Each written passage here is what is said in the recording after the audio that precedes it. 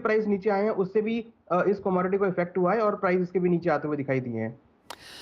हमारे साथ cotton association of India के प्रेसिडेंट अतुल गनात्रा भी हैं। अतुल जी, आप कैसे देखते हैं जो ये कांस्टेंट बिकवाली हमने कॉटन के भावों में आते हुए देखी है, इवन एज सप्लाई को लेकर चिंताएं हैं, चाहे वो यूएस से है, पाकिस्तान से है, भारतीय बाजारों में ऑफ कोर्स हम यहाँ पर मौसम और फाइनल फसल देख रहे हैं, लेकिन आप कैसे देखते हैं मांग को भारतीय बाजारों में इंपोर्ट्स को?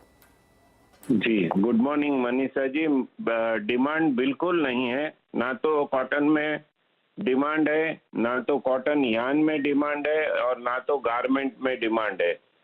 तो डिमांड बहुत स्लो है और हमारी जो स्पिनिंग इंडस्ट्री है वो अभी फिर सिर्फ 50% कैपेसिटी पे चल रही है।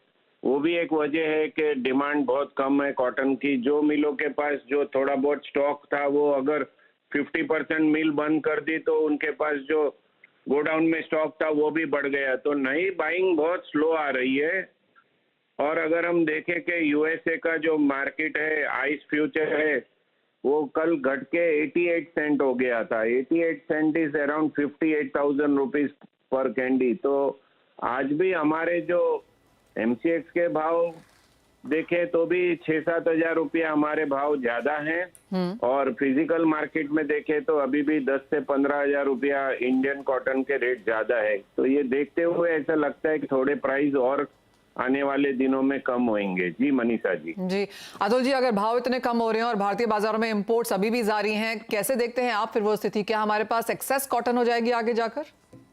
जी, अगर क्रॉप कंडीशन आज की तारीख में हम कह सकते हैं इंडियन क्रॉप बहुत अच्छा है। 10 के 10 स्टेट में स्टैंडिंग जो क्रॉप है बहुत अच्छा है। मैं कल 3 दिन गुजरात के दौरे पे था। मैंने गुजरात में इतना अच्छा क्रॉप देखा जो मैंने करीब 3-4 साल में इतना अच्छा स्टैंडिंग क्रॉप गुजरात में नहीं देखा। और वही पोजीशन पूरे 10 स्टेट में है।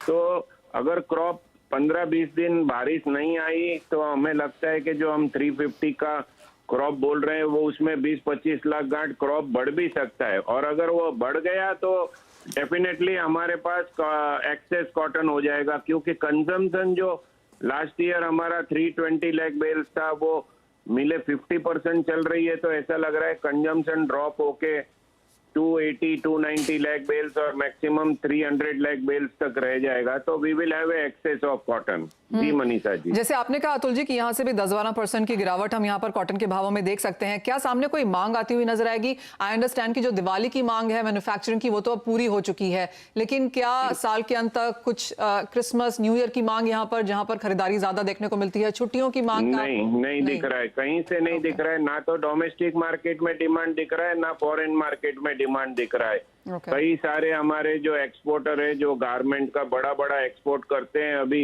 यूरोप और यूएसए के दौरे पे है। मैंने कल, मेरे 2 फ्रेंड है वो यूएसए में है, गारमेंट का बड़ा बिजनेस करते हैं। बोले यहाँ कोई बाइंग ही नहीं है और दे आर सेइंग कि we will wait for 2 months for new buying. तो they are also expecting price of yarn and cloth will reduce further 10-15%.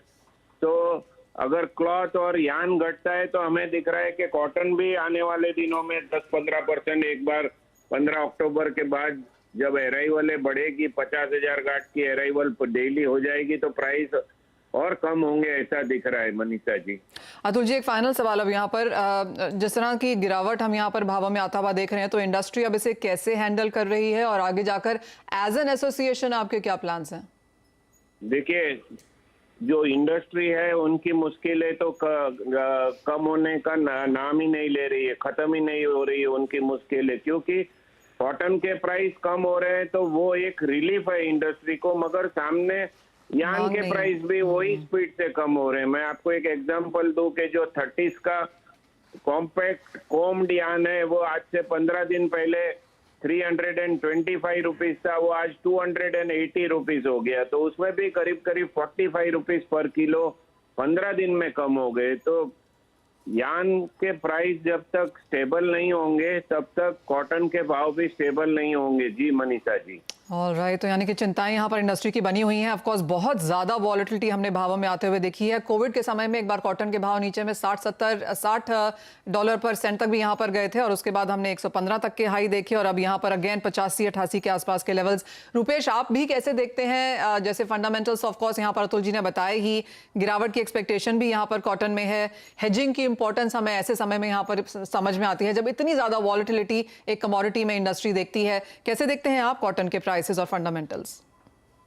Cotton के प्राइसेस में अगर लास्ट 2 महीने में देखें तो फ्री फॉल जैसा दिख रहा है। जैसे अतुल भाई ने rightly said, fundamentals are totally